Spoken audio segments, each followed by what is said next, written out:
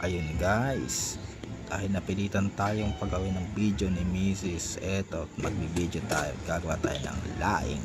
So ayan, hugasan muna natin yung laing ha. Huwag natin kalimutan yan, i-drain natin, tapos natin hugasan. Tapos yan, dapat sumutin mo maigi para malinis. Ayan na, dinidrain mo na siya. At pakuluan natin ng mga 5 minuto para matanggal yung dumi. So ayan, yung mga isasahog natin, syempre common naman yan, lalagyan natin ng tinapa. So, prepare na natin sibuyas, luya. Ayan ang luya, tatanggalin ko yung balat, pero kung trip yung ditanggalin, pwede naman. Ayan, hiwain natin, di ba? Ayos, kala mo shit, pati bawang tapos na. So ayan, okay na. Hiwain ko na rin yung ating siling perde. Ngari, galing tayo magluto. Pero sigurado masarap to. At syempre may effect pa raw dito, slow motion yung ating labuyo. Hiwain lang natin yan ng hiwain. Sakto lang, maliliit lang. Yan, ayos, sarap. Pwede na raw itong lahi. Huwag natin haluin maigi ha. Tamang press lang. Tapos prepare natin yung gata. Lagyan natin ng mainit na tubig. At syempre lalagyan na natin ng malamig na tubig para malamas natin. Lalabasin natin yung unang gata. So yan, ikot daw muna. Ikot pa. Ayan, sige. O, di ba? Pinipiga ko na yung gata.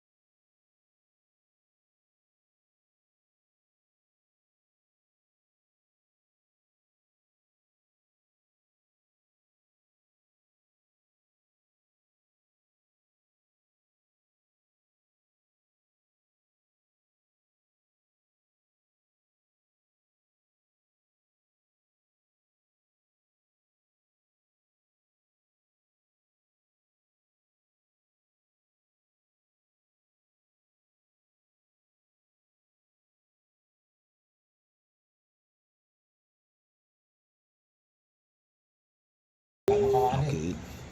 So ayan, ikot daw ulit. Kaya yun. Ayun, yung labarita. Slice ko na sa iyo. Ayun na nga, una ko nilagay yung karne, no?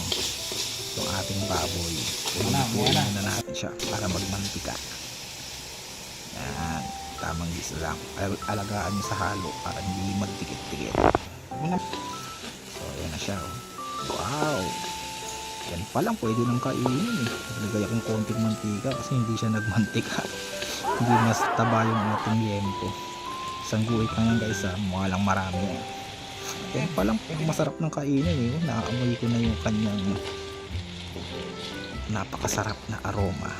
Sabi nila yung caramelism daw ng karne lumalabas na. Mali, parang mayard, ewan, basta yun na yun. Tutuin na lang natin. So ayan, nakita mo may mga sunog-sunog na. Pwede na natin i-set aside yan. Siyempre, susunod na natin yung bawang. Wow, perfect. Napakabango niyan.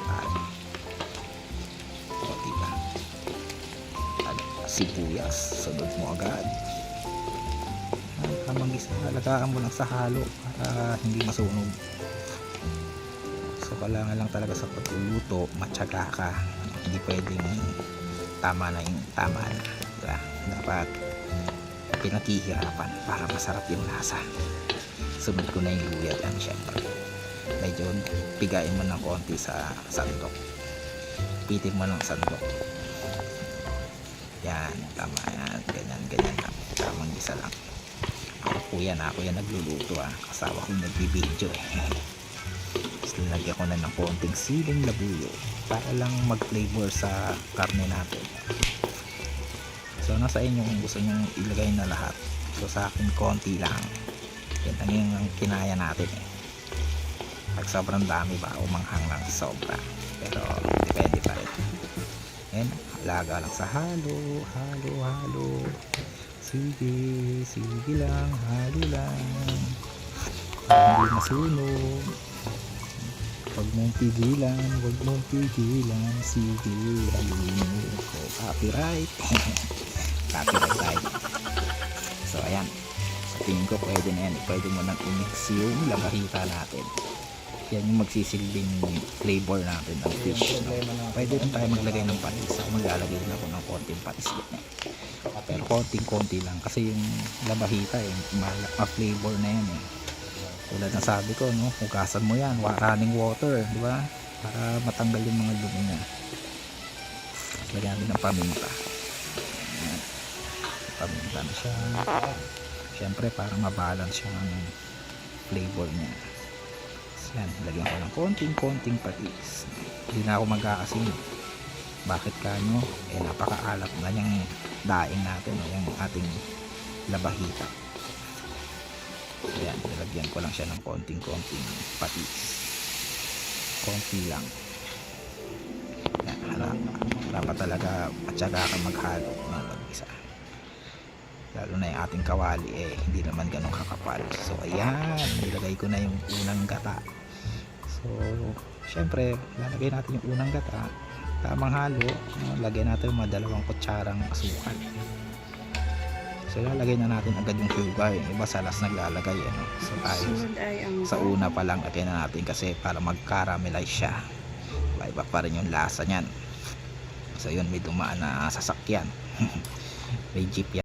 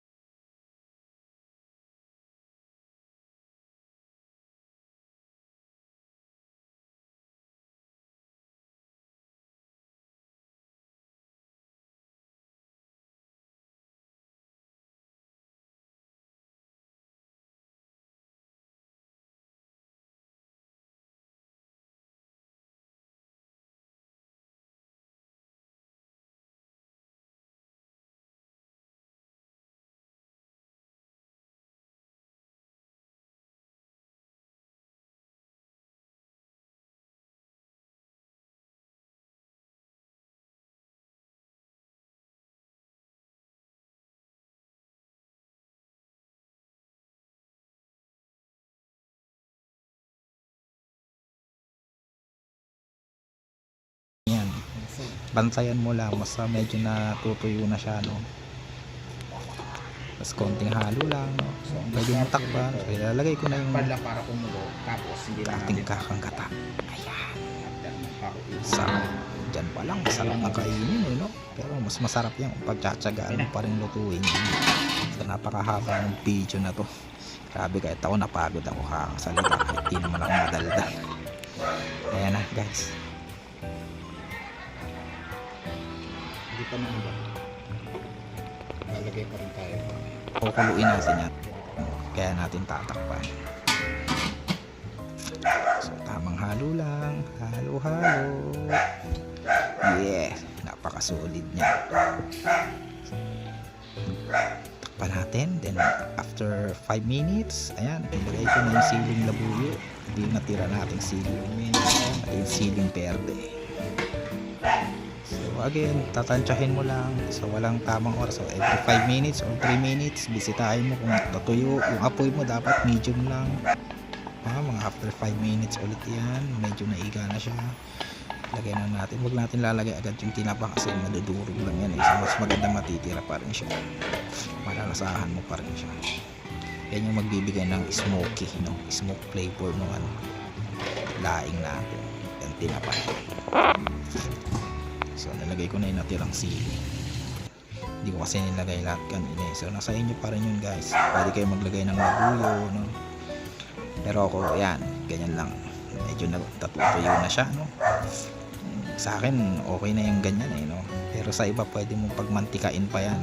So masarap yung nyug na nabili ng kapatid ko eh, sarap, milky siya, sarap, manamis-namis. So gusto ko lagyan ng konting sauce. So nasa iyo pa rin kung ano yung trick mo. Yan, tingnan mo, nagdidikit-dikit na siya, no?